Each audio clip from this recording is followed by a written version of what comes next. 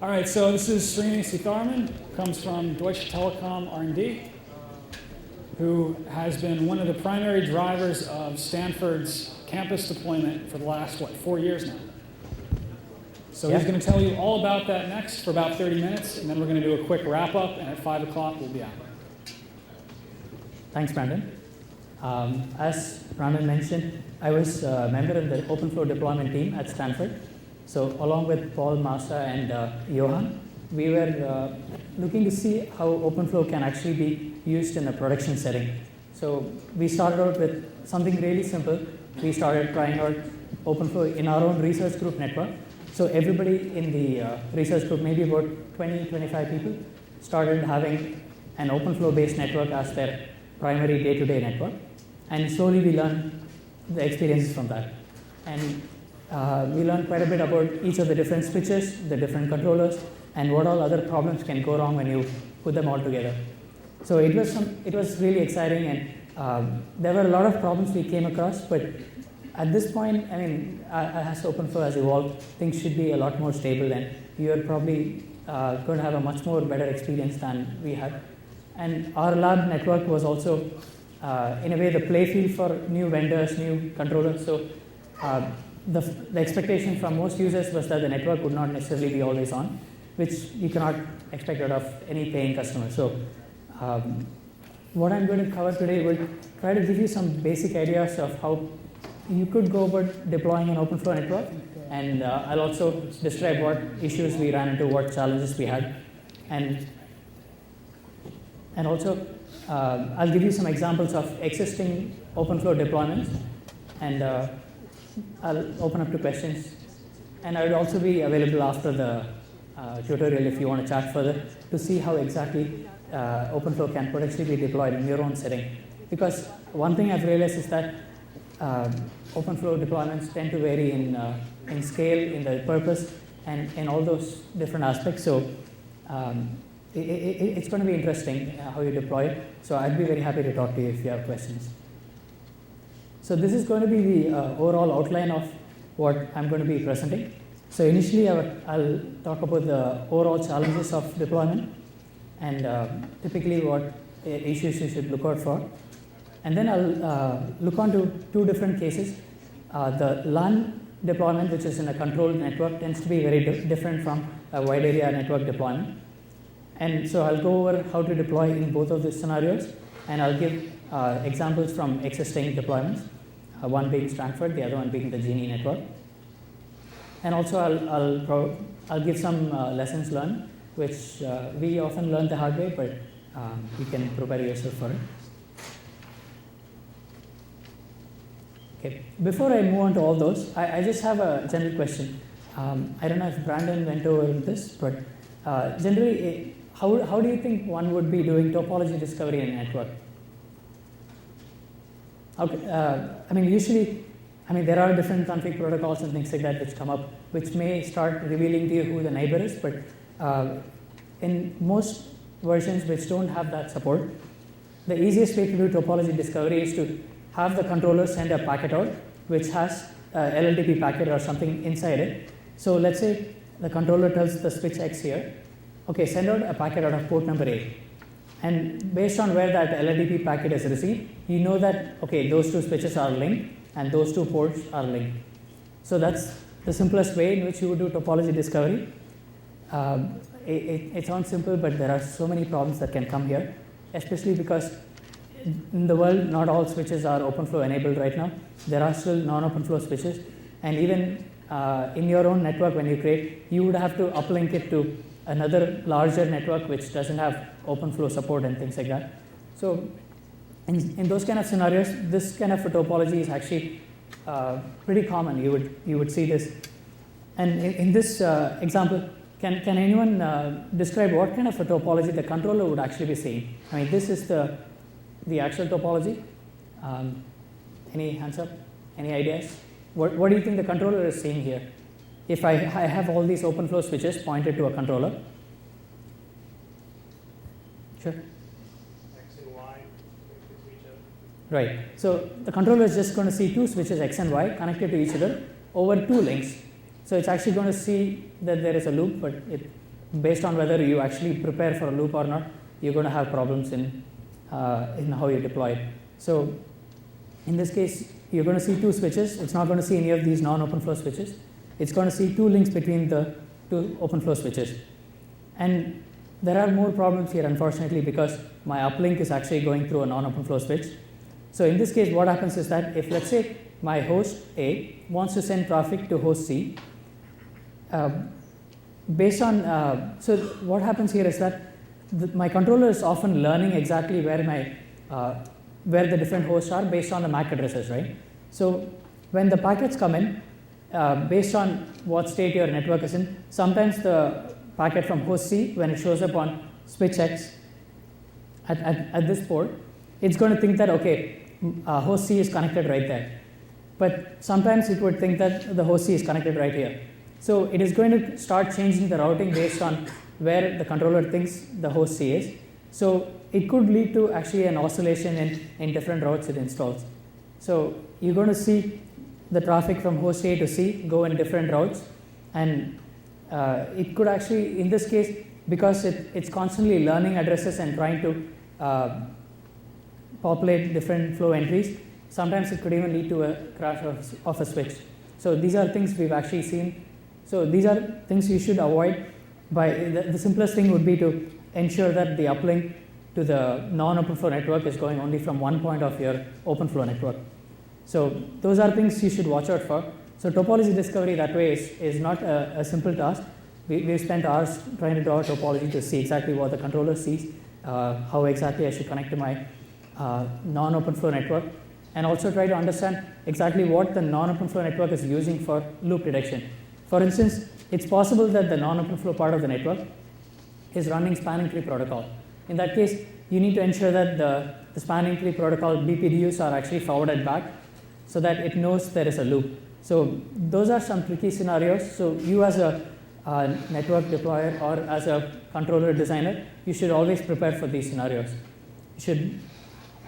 You should see exactly how it interacts with the legacy network, and also how you design your network so that you don't run into these problems. So the different challenges differ based on whether your primary purpose of deployment is for production, or is it for experimentation purposes, or possibly even both. Maybe you want to run an experimental production network for coming up or trying out a new protocol. Or another thing would be, as I mentioned, the deployment will vary based on whether it's for a smaller local area network or for a wide area network. So your design has to take care of all the different aspects of exactly how the control plane and the data plane would be designed, and also how you would virtualize them. Maybe you would use VLANs, or maybe you would use the flowvisor, or a combination of both. And also you would have to prepare for topology discovery and any other function that you need for your deployment, and also the other legacy protocols. So I guess Brandon will make available these slides. I'm just trying to point out that there are several questions you need to think about. Some of them involve including how the legacy functions are to be handled. So for instance, once we even ran our own spanning tree module within a controller so that it actually works fine with the legacy network. And also in the earlier scenario, it is possible that you have the two switches pointing to the same controller, and the controller might think that you have two different islands which are interconnected, and how should that be handled? So you need to worry about, okay, if there are two islands, are there any problems that will come out of that? So these are some general deployment challenges and issues you should always look out for. And it's not, I'm not trying to scare you, but in general, it's not straightforward as putting a switch in and connecting it to an uplink. When you're designing a larger topology for a certain experiment, you are interested in an interesting topology, and often interesting topologies would also mean loops, because you want to have multipath capabilities and things like that. So you need to be careful how you interconnect things. So in Stanford, and also I would say typically this is how one would go about starting with an open flow deployment. You would first add a simple experimental VLAN, and then you would enable open flow on that. The reason why often we do this is that most of the existing switches, at least the 1.0 switches, they're all designed in such a way that the OpenFlow instance is tightly coupled with the VLAN instance. So the first thing you always do is to create a VLAN and then enable OpenFlow on that. And then you would point it to a controller. So in today's hands-on part, I don't know if you did VLANs and all that, you probably use Mininet. In a deployment with hardware switches, often you would be creating VLANs. And then you verify correctness and see if your VLAN is working fine with OpenFlow. And if it's working fine, then you start adding in any other production networks. And you can start moving your users from your existing subnet onto the production subnet. And then you again verify that everything is fine. So you should do it stage-wise, ensure that OpenFlow in general works fine on the device, and then you start creating a network, a separate network, which would be the target network for being OpenFlow enabled at a later point. You would move users on there. And once everything is working fine, you enable OpenFlow. So one of the best debugging tools we have, which is not there in all the switches, but in most switches, is that when you turn off OpenFlow, it often goes back into a legacy mode where it just does your regular MAC learning or IP routing or things like that. That's actually a really useful functionality when you want to debug. So if in case things don't work, often, after enabling OpenFlow, you switch back to disabling OpenFlow and debug things. And of course, if you want to slice the network to create multiple experiments, you can certainly do that. You can use the flowvisor. Instead of the controller, point your VLAN to a flowvisor, and then in the flowvisor, you put in the policies to allocate different flow space to different controllers. So this is typically how you would go about doing it in a controlled deployment of a few switches in your own local area network. And in this case, debugging is not really straightforward. There are several things you can do. If, let's say, your packet doesn't go from host A to B, there are many things that could be a problem. The simplest thing I would recommend is to capture the control traffic and look at it using Wireshark.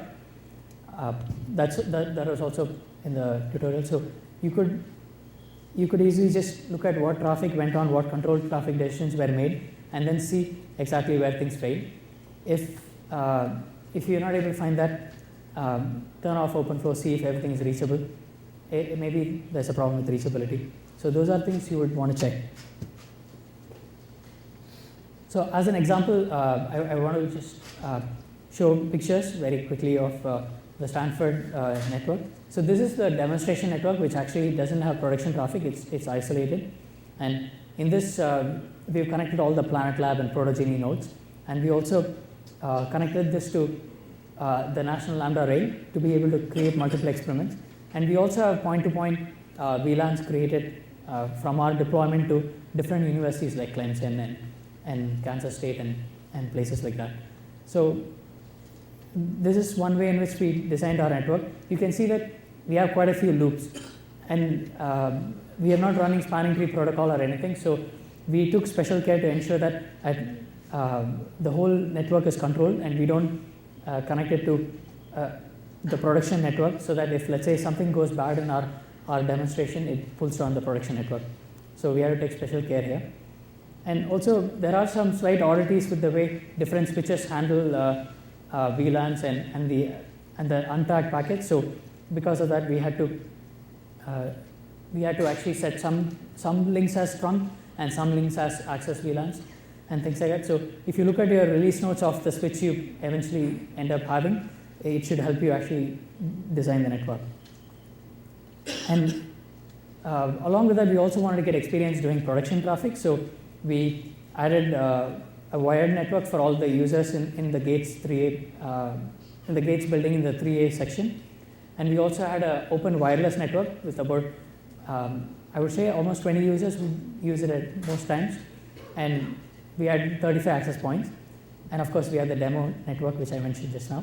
And there was also a big cluster which was emulating a data center. And all these had OpenFlow support. And we also had a production deployment in the CIS building with many HP switches and several access points. And this was serving multiple PCs and also multiple Wi-Fi users. And slowly now we are coming up with a Wi-Fi deployment in the packet building. Now, all these are actually independent islands managed by different controllers. All these are almost 7 different networks.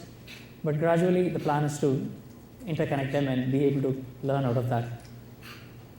Now, the results are so every week we monitor the flow setup time experience, the latency experienced by the users, what losses they have, or any churn in the network. All those we monitor and we upload the reports online. So you should be able to view this on, even if you search Gates deployment, you should be able to get the link. That's the first one. If you don't find it, send me a mail. So the things we mostly learned out of these deployment is that spanning tree is predominantly used in these enterprise networks, so we have to be very careful on when it interconnects with the OpenFlow network. And also the different vendor implementations handle STP differently. For instance,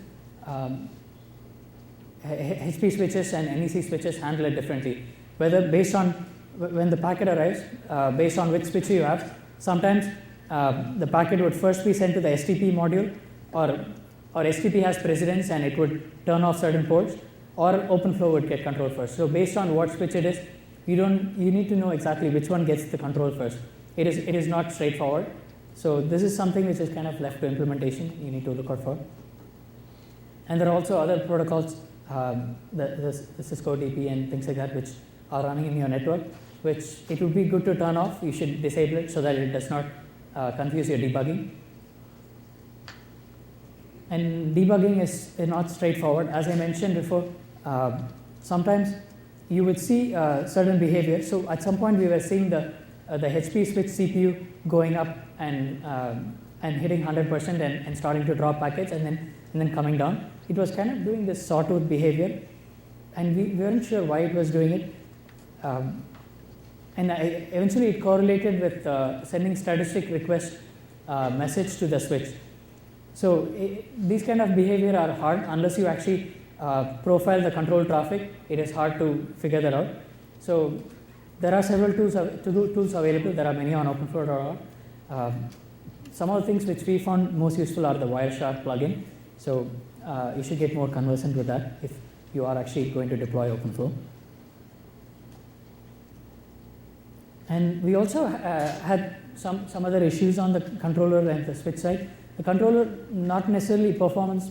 Typically, most controllers are capable of handling the load in the network because they are all software running on x86 hardware.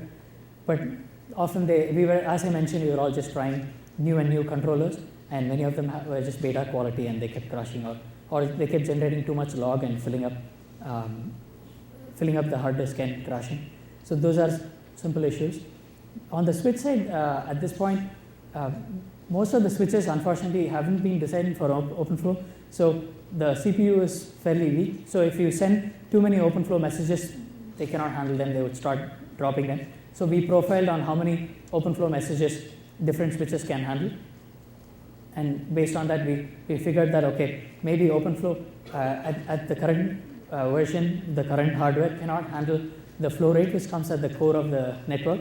So sending like 1,000 flows per second is something on a reactive mode. Of course, if you have proactive mode where all the IP routes are pre-configured, you say, okay, all my destination traffic goes this route. In those cases, maybe it's not a problem. But if you do a reactive mode and you're inserting flow entries for every flow that arrives, your switch may not be able to handle that. So you need to first profile your core network or wherever you're deploying, see how many flows per second, how many different messages it can handle, and based on what hardware limitations you have, you should design your network. For instance, we learned quickly that in our network in the Gates computer science building, we cannot deploy the hardware in the core, so we had to create several different islands and have each island be managed by even the same controller. That could actually be fine. It's just that the switches by themselves don't have the capability to handle so many flows per second. So these are some limitations of the current hardware. Gradually things are evolving and things will get more and more stable. But these are things you should look out for when you are deploying. So it's just a note of caution. Any questions? Or Brandon, should I hold the questions later or now? Okay, I'll take a couple of questions now. Okay. So, you talk about the specifics of the flow rates to observe it without Say that again? the rate of the flow is how fast it goes, more or less. So in our simple network of about 20 users, the wired network, we used to have about 100 new flows per second, and at any point we had about 500 flows staying, and that's very much within the capability of the hardware we had. But in the core of the network, one of our colleagues did a simple evaluation. It was almost close to about 500 flows per second, which one switch could not have handled. But again, that's very specific to our network.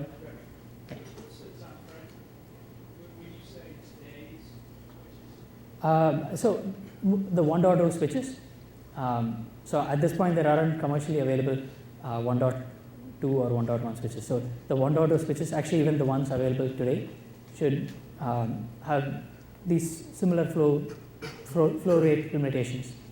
As long as you don't, I mean, if you aggregate it, yeah, you can have more. That's not a protocol issue, that's a hardware. Yeah, it's a hardware issue. Yeah, so you should look out for that when you're deploying, because you have different types of hardware. Actually, I should clarify that none of this is a protocol issue, and it's just that the hardware of today, none of the hardware was specifically designed for this kind of a flow rate. The CPUs are pretty weak, so.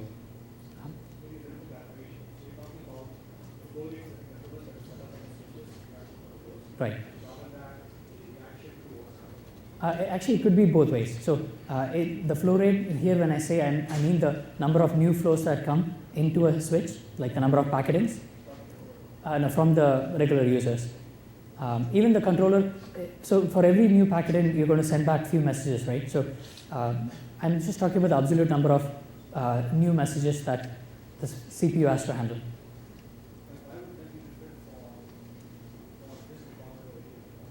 No, it depends on the switch. Sorry. I mean, it is specific to the hardware. It doesn't depend on, okay. The switches you pick for the access, Mm-hmm. they do not have the right amount of CPU horsepower. Right. But if this is a non-open flow network, we still have okay with it. Actually, it would have been okay with it because you often are just doing a simple MAC learning, right? That's how it's doing it today.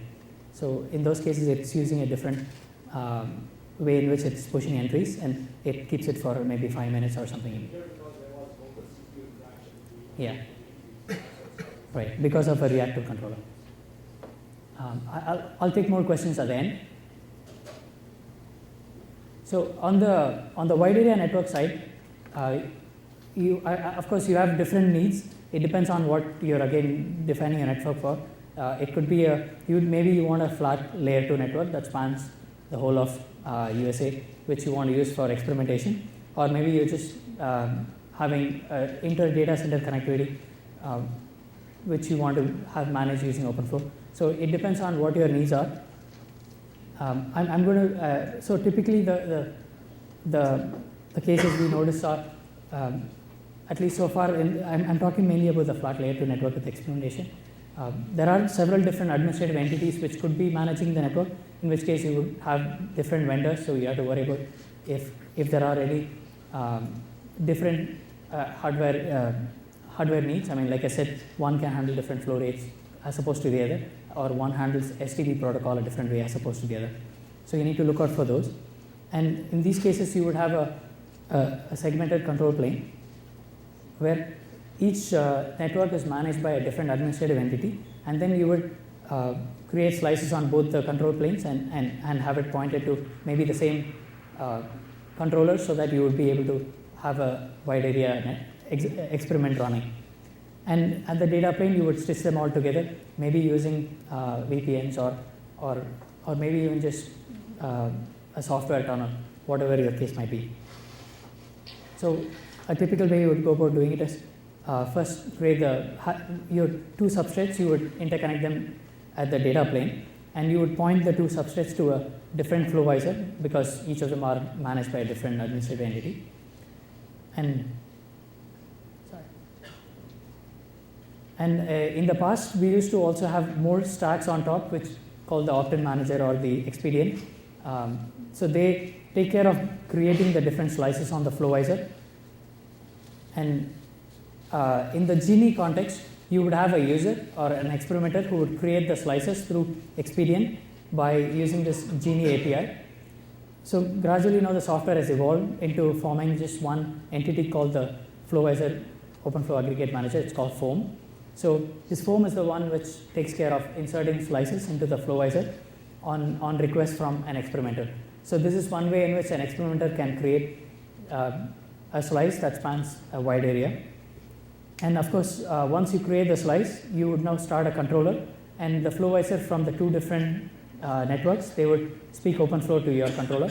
And as far as this controller is concerned, it only sees one large flat network which is connected here in this data plane. It doesn't know that they are managed by different entities. So this could be one way in which you could run your experiment. If you are doing a large area network, maybe the data center context, it again probably might make sense to have a local controller and have these local controllers be managed by a super controller or something. So that way you could keep state segmented within each substrate and then manage it using a global policy. So to give you an example of this wide area network we created, or one can create, I'm just briefly going to talk about the GENI network. So GENI stands for Global Environment for Network Innovation. So this is a network which was initially created to span about eight universities and the National Lambda Rail and Internet 2, which was providing the backbone connectivity. And in this network is where we demonstrated several experiments which are available online when you go to openflow.org/videos. And there are several issues we faced here, some of them OpenFlow related, some of them the way in which it interconnects with the non-OpenFlow network. So I'll give you a brief idea of what issues we ran into. And before that, I want to say exactly how we went about interconnecting. So initially we just started using software tunnels. So we would have PCs which interconnect different islands, and each island was managed by a different Flowvisor, and we would create slices on the two Flowvisors and have them point to the same controller. And gradually more and more substrates came, and we started adding more and more software tunnels. And finally, once the National Lambda Rail came, we just had everybody connect to the National Lambda Rail to make it form the backbone. So this is kind of the picture how it stands today. Now more and more campuses are coming into this picture and interconnecting to the National Lambda Rail. And now Internet 2 is also appearing a backbone network. So the main problems we saw in this deployment is that you need to watch out for Q and Q.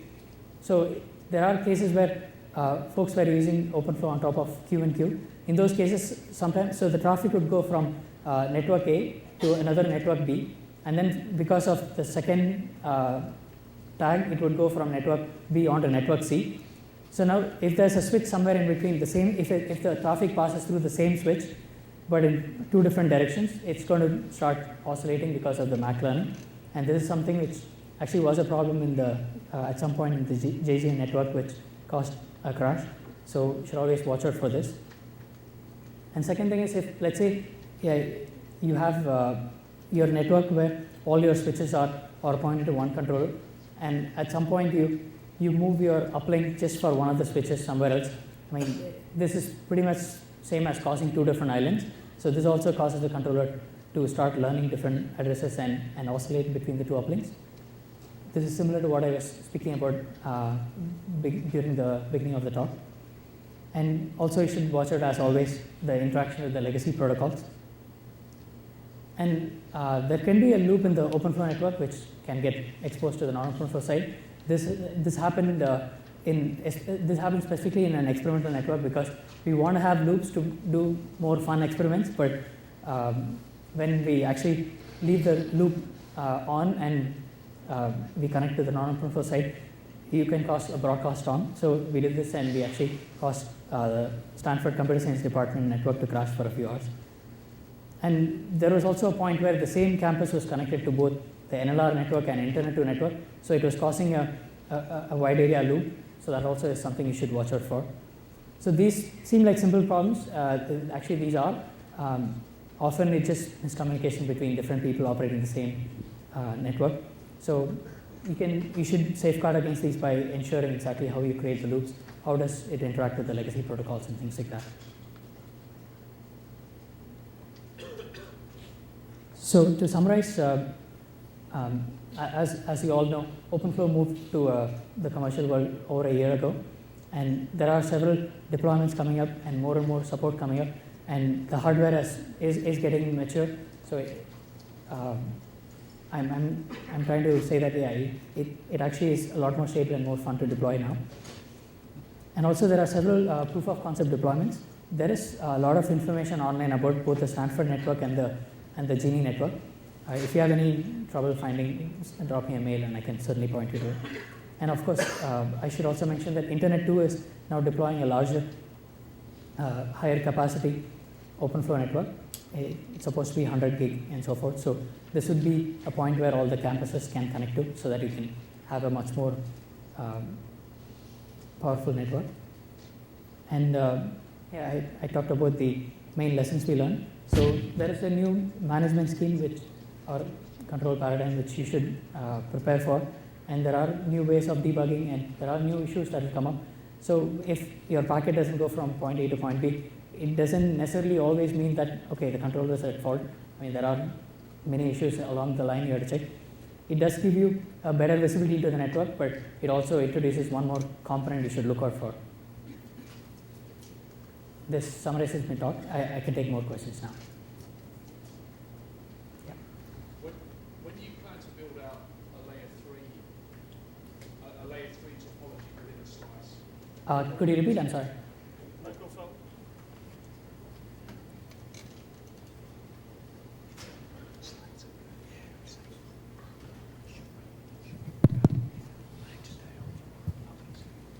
Yeah, sorry. When do you plan to build out a layer 3 topology within a slice, and what needs to happen before you can do that? So for a layer 3 topology within a slice, I think you should also check out the demo from the Routeflow guys. So you need to be able to also have IP routing capabilities. So that is available in the Routeflow version of the controller. So they use the Quagga interface and do the routing. So in the Flowvisor, you can put your slice rules to be able to isolate based on IP subnets, if you would like, and point it to controllers that have the Routeflow-like capabilities. So right now, we don't have any such thing in the previous demos, but there are more coming up. If you meet one of the guys from the Routeflow demo, they can give you a better update. I hear that now they are starting to deploy it on Internet 2, so that you can have L3 slices and have different routing within each. So, okay, but you have no plans to do it? You as in who? As in GENI Stanford or GENI? Stanford, no, but GENI, I believe it does. So that the Routeflow guys would know better.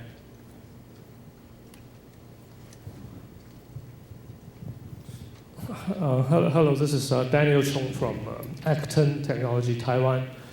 I have a question on your deployment on Stanford or GENI. That you mentioned CPU being slow. Were you using PCs or servers acting as switches, or were you using some kind of commercially built hardware switches capable of OpenFlow? Yeah, we were using hardware switches from NEC, HP, Pronto, and yeah, I think those are the main things. We did have a Juniper box for a while, but we did not put it in our network. So were those switches already capable of OpenFlow, or specially programmed inside the switches, or from the management station to take OpenFlow and program ACL tables? So, sorry, can you repeat your question? Okay, let me put it simple. Were they already capable of OpenFlow control, or were they specially programmed to work as OpenFlow to be controlled from a controlling station? So with both of the switches, you have to get, I mean, you can buy the switches and then you get the firmware from either HP or NEC. You have to get it from the appropriate group within them. And once you put on the right OpenFlow enabled firmware, then it's fairly straightforward. You create your VLAN and then you enable OpenFlow. Okay, thank you. Great. We have time for one quick question. We're going to wrap up. So with respect to your deployment experience and legacy protocols. What's the takeaway? Is this sort of similar to what we've seen with IPv6 and v4, where it didn't become a transition, it became a long-term coexistence? Does OpenFlow need to have a spanning tree coexistence program, things like that? That's a very good question. So I think yes. So as the migration path is concerned, it actually makes total sense to recreate almost all the functionalities which are there in the legacy side on top of the OpenFlow controller. And this is one of the things many people are doing. So that's one of the experiments the Routeflow guys are doing, for instance, recreating OSPF, BGP and everything on top of the OpenFlow controller. I would foresee almost all the existing control protocols to be put on top of the controller and be able to recreate everything so that you can migrate your network slowly to support OpenFlow all over. And once that's done, you can then start simplifying it again. So there is also another demonstration online on the openflow.org/videos about how folks recreated the MPLS control plane, but on top of the OpenFlow controller, and made it interact with the legacy network. And once that's done, and once you have end-to-end OpenFlow support, then you don't need MPLS control plane anymore. So you're right. Actually, that's a very good point. You need to look on to maybe recreating the legacy functions on top of the controller first, and that will be an important migration path. Great. Thanks, Srini. Let's give him a round of applause.